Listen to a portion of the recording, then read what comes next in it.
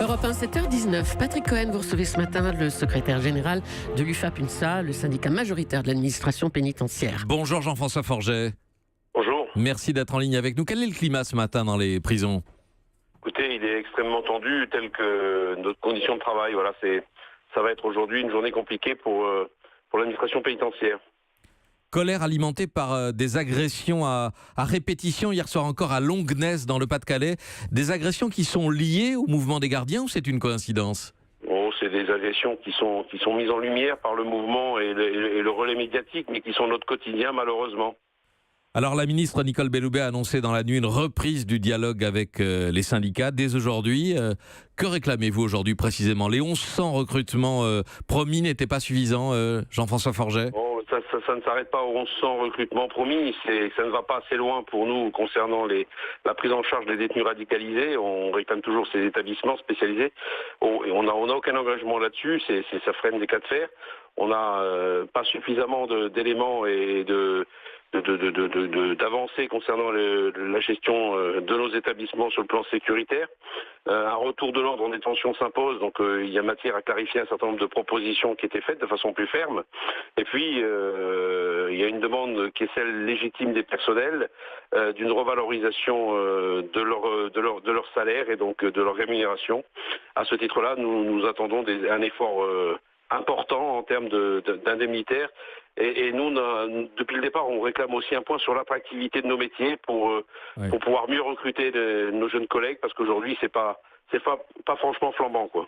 Le regroupement des détenus islamistes radicalisés, il me semblait me souvenir que ce débat avait été tranché, notamment sous le ministère de Christiane Taubira. Chacun était d'accord pour dire qu'il ne fallait pas créer des ghettos islamistes ingérables. Non.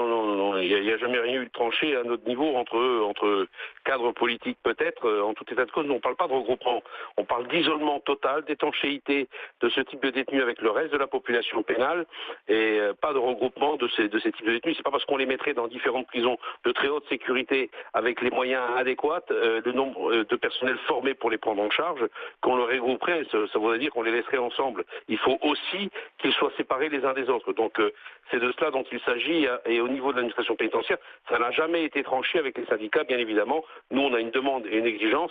Elle est ferme depuis le départ. N'oublions pas qu'on a 1200 radicalisés et 500 terroristes. Ça en fait près de 2000 sur un total de 70 000. Vous comprenez bien qu'aujourd'hui, quelques mesurettes pour les placer à droite à gauche ne règlent pas le problème de fond. Donc, pas de regroupement, mais des détenus à l'isolement. C'est ça que vous demandez pour ces islamistes radicalisés, hein ? Plus que l'isolement des structures complètement étanches.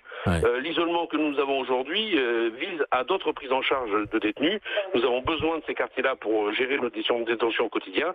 Pour les détenus radicalisés terroristes, il nous faut, et notamment les plus dangereux d'entre eux, des structures complètement étanches, adaptées. Il faut qu'ils construisent de nouvelles prisons avec les moyens de sécurité nécessaires. La gestion de prise en charge des EPSAM démontre que nous n'avons aujourd'hui en France pas les moyens nécessaires pour garder ce type de détenus. Merci beaucoup Jean-François Forget. Je rappelle que vous êtes le secrétaire général UFAP-UNSA, syndicat majoritaire de l'administration pénitentiaire. Vous irez donc au ministère aujourd'hui, chez Nicole Belloubet. Oui, nous allons rencontrer la ministre.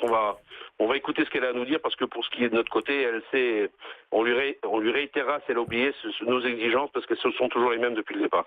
Merci à vous d'avoir été en ligne avec nous en direct ce matin sur Europe 1. Europe 1.